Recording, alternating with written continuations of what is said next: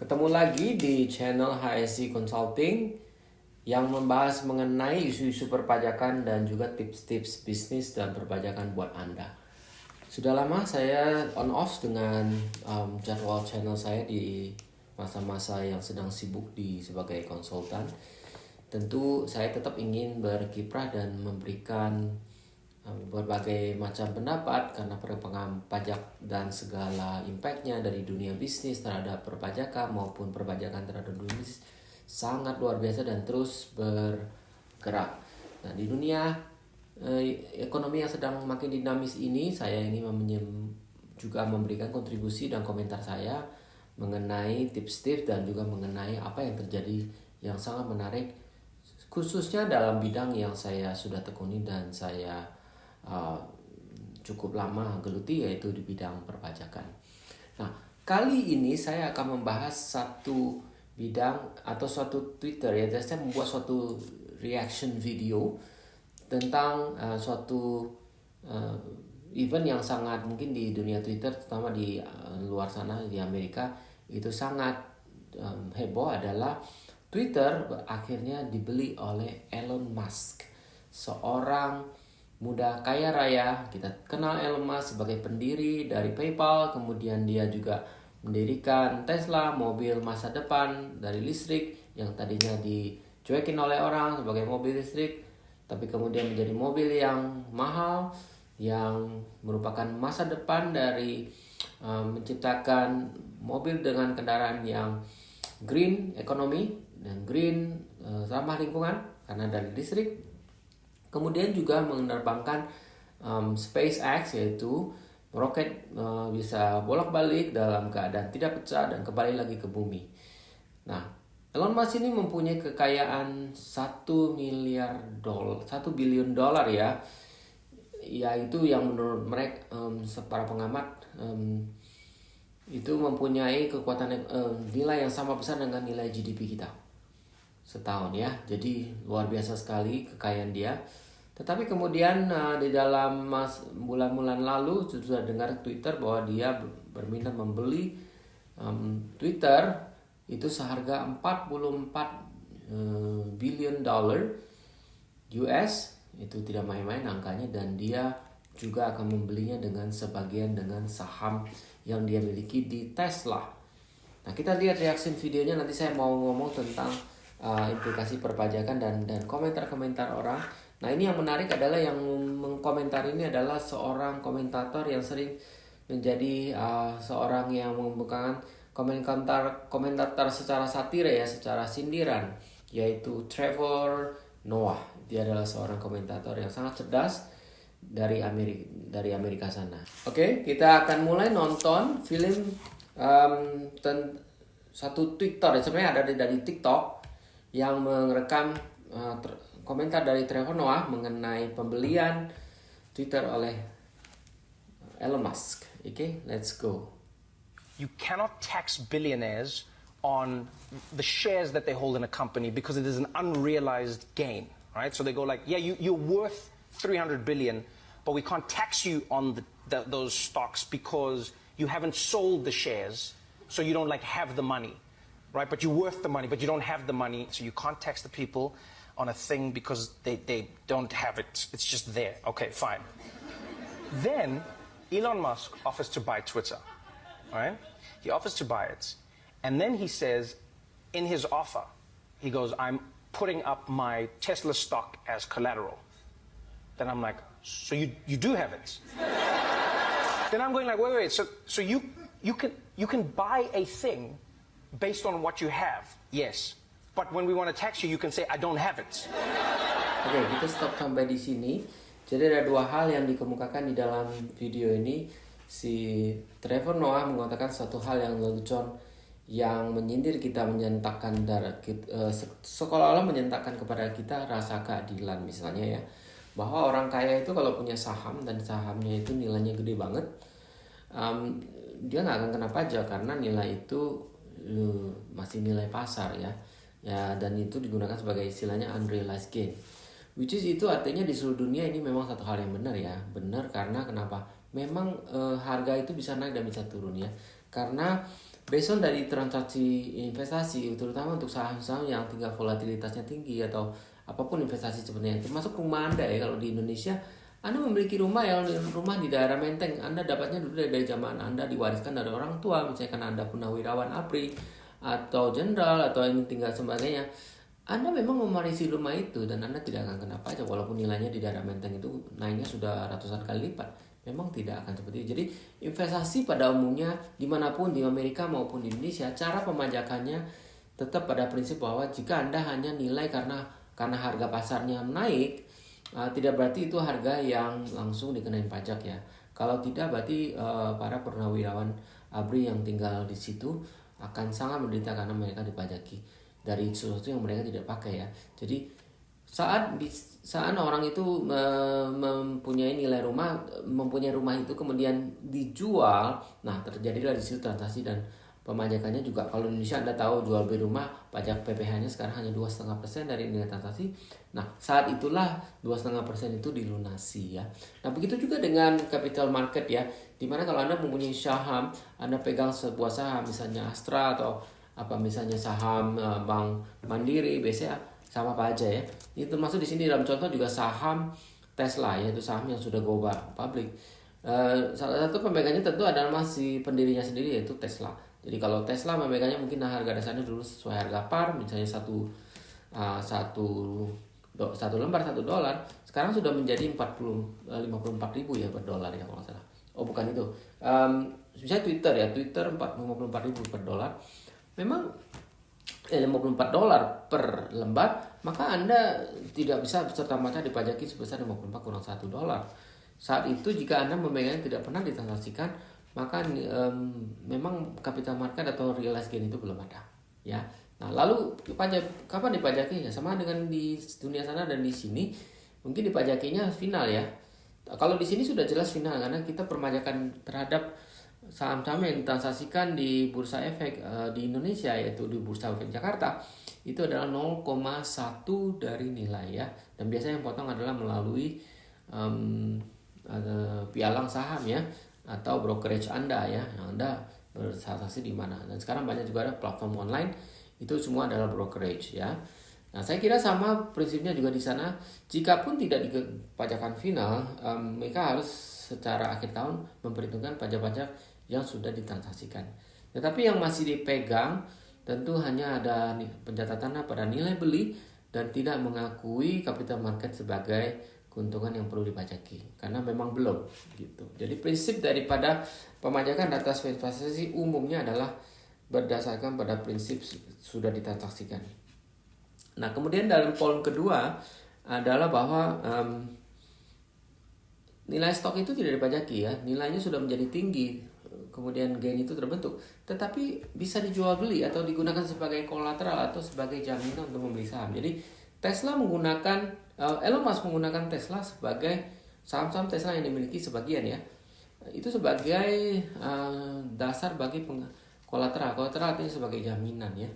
Nah itu kalau hanya sebagai jaminan itu tentu transaksinya sama seperti kita mengagunkan rumah untuk memperoleh suatu uang kembali ya. Jadi sebenarnya prinsipnya menurut saya sama aja ya. Kalau Anda mempunyai rumah lalu rumah Anda tempati kan masih Anda tempati, tapi surat-suratnya Anda agunkan ke bank supaya Anda memperoleh dana untuk pinjaman, maka tidak berarti kan Anda sudah transaksi, sudah nilai rumah itu sudah dijual belikan. Padahal misalnya rumah itu memang rumah Menteng, misalnya nilainya 20 miliar ya, misalnya di contoh ya, dulu bahkan nilainya hampir nggak ada, dulu mungkin hanya ratusan juta. Tapi 5 miliar, tapi bank nggak akan keluarkan 5 miliar nggak? Mungkin juga bank bisa keluarkan 2 atau 3 miliar ya. Karena memang nilai pasarnya ada segitu dan bank berani. Artinya bahwa kepastian bahwa jika Anda misalnya ternyata prestasi atau tidak berhasil mengembalikan uang yang dipinjam bank, ya eksekusi adalah bank menjualkan rumah Anda dan hasilnya diperkirakan cukup ya. Misalnya dijual cepat dengan harga 4 miliar atau 3 miliar, tentu bank cukup untuk mengembalikan pinjaman itu. Jadi sebenarnya nggak ada masalah ya dengan Trevor Noah ini memberikan suatu ilusi yang membuat orang terpana aja, orang kaya bisa begitu ya. Tetapi memang itulah, this is how the world plays, and this is di dalam dunia keuangan ini adalah suatu efek leverage ya, jika Anda memiliki saham-saham atau surat berharga lain yang bisa sebagai alat tukar atau alat jaminan ya, dan itu diterima oleh bank ya. Jadi menurut saya nggak ada yang perlu yang diherankan dari jumlah penggunaan surat-surat berharga sebagai jaminan pembelian atau jaminan pengembalian hutang. Kemudian kita lanjut. Tax billionaires on the shares that they hold in a company because it is an unrealized gain, right? So they go like, yeah, you're worth 300 billion, but we can't tax you on those stocks because you haven't sold the shares, so you don't like have the money, right? But you're worth the money, but you don't have the money, so you can't tax the people on a thing because they don't have it. It's just there. Okay, fine. Then Elon Musk offers to buy Twitter. Right? He offers to buy it. And then he says, in his offer, he goes, I'm putting up my Tesla stock as collateral. Then I'm like, so you do have it? Then I'm going like, wait, so you can buy a thing based on what you have, yes. But when we want to tax you, you can say, I don't have it. Do you get what I'm saying here? And now, like, just think of like the illogic of it. It's like it's such a fun game that like billionaires get to play because all their money is in that, right? Like if you earn your money as a salary, then your money just gets taxed. That's it. You can't be like the IRS comes and you can't be like, I don't have that money. You can't be like, that money's in the bank. I don't have that money. What money? It's in the bank. Only when I take it out, then you can tax me. So now it's in the bank, IRS. No, IRS is like, don't worry, we've got your PIN number. We'll handle this, right? But then if you have billions in shares, you can then use that as money to then get more money, but not get taxed on any money because you don't have money.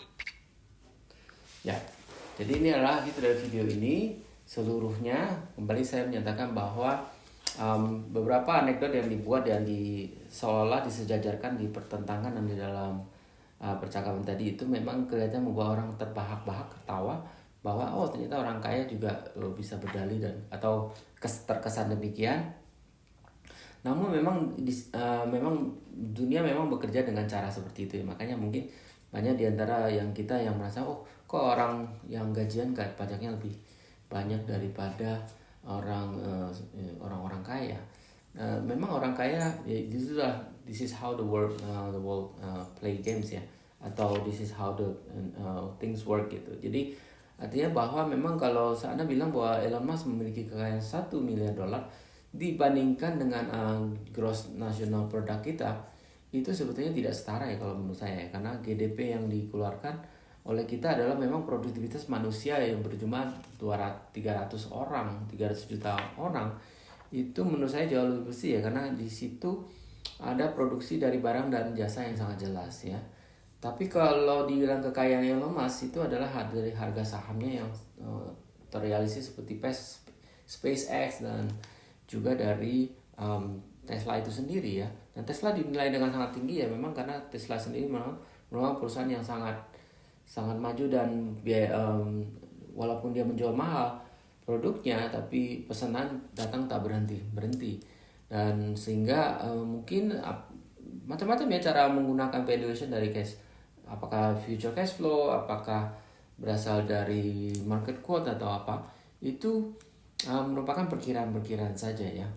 Nah, baru kita dengar juga kemarin bahwa ternyata ada masalah kalau dia membeli Twitter dengan harga yang terlalu mahal dan dia dengan cara mengorbankan sahamnya di Tesla, ternyata menyebabkan malah harga Tesla agak sedikit turun ya, harga sahamnya. Jadi harga itu memang berubah-ubah ya. Nah, kalau bisa kita bayangkan kalau misalnya seorang investor itu sudah tinggi harganya, membeli dia nilainya sahamnya $54 per share itu pada saat itu. Kemudian kalau sudah dipajak gitu, bagaimana kalau ternyata kemudian nanti nilainya turun? Apa pajak juga mau repot-repot mengembalikan pajaknya atau malah boleh memberikan kompensasi kerugian? Saya kira tidak jadi terlalu ribet ya, karena prinsip perpajakan adalah pajak ingin cash ya. Di negara manapun kalau kita bayar pajak menginginkan cash. Jadi tahap Anda menjadikan uang itu menjadi tunai, itu pajak baru menginginkan uang Anda. Ya sama, makanya kalau diparalelkan dengan gaji kita kan selalu tunai ya, kita nggak pernah terimanya dalam bentuk emas, barang-barang apa, dan kita selalu tunai karena kita menginginkan uang itu dapat kita pakai untuk melunasi yang lain. Itu jadi barang yang tersedia. Jadi walaupun pajak itu mempunyai sistem di Indonesia sebagai pengingkatan kemampuan ekonomis, itu baru dipajaki. Tetapi saat pemajakannya umumnya adalah saat Anda telah memiliki uang yang tersedia untuk dikonsumsi. Nah, dalam konteks ini kalau Tesla-nya sudah dijual sahamnya ya baru bisa dipajaki. Kalau dari konteks kembali ke tadi soal gaji Anda memang uangnya cash ya. Jadi Anda bisa gunakan untuk itu baru dipajakin memang ya. Tapi lagi-lagi ya dunia juga memang sedikit saya bahas tidak adil dari segi pemajakan atas gaji dibandingkan pemajakan atas saham ya. Karena pemajakan atas saham itu kadang-kadang bisa menunggu sampai akhir tahun, sedang pemajakan atas gaji Anda itu saat bulan yang sama sudah dipotong ya, terutama kasusnya di Indonesia. Di luar negeri mungkin tidak dipotong serta-merta ya. Beberapa negara cukup dengan Anda mencari melaporkan setiap tahun dan membuat cicilan, kemudian akhir tahun memperhitungkan mencari-cari biaya untuk dilaporkan sebagai pengurang dari penghasilan. Tapi di Indonesia sudah potong langsung. Mungkin lebih kepada ya kalau akan dipotong sekarang dari uang yang nggak banyak itu, nanti Anda malah nggak ada uang untuk bayar ya di akhir tahun daripada waktu mau masukin SPT. Nah, demikian. Jadi menurut saya memang ada sekilas mengenai rasanya kok aneh kalau orang bayar pajak, orang kaya susah bayar pajak atau memang sedikit. Tapi sistem memang sudah dibikin sedemikian rupa sehingga memang orang bayar pajak untuk orang kaya memang bisa jadi cenderung lebih kecil, bisa juga karena dia membayarnya nanti belakangan ya.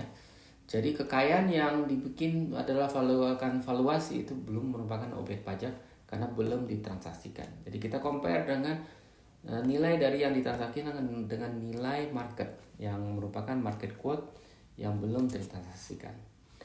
Jadi semoga reaction video ini memberikan klarifikasi lebih jelas bahwa di dunia pajak kita tidak usah heran ya. Anda kalau memang mau Anda menjadi orang kaya, menjadi investor itu tujuan semua orang ya. Jadi tidak tergantung dari gaji tetapi dari hidup dari hasil investasinya ya. Demikian, semoga menginspirasi. Jika Anda menyukai video ini, Anda bisa memberikan thumbs up. Jika Anda rasakan manfaat untuk menginspirasi orang lain, silakan juga share ke teman. Terima kasih dan salam sukses. Oke. Saya ngomong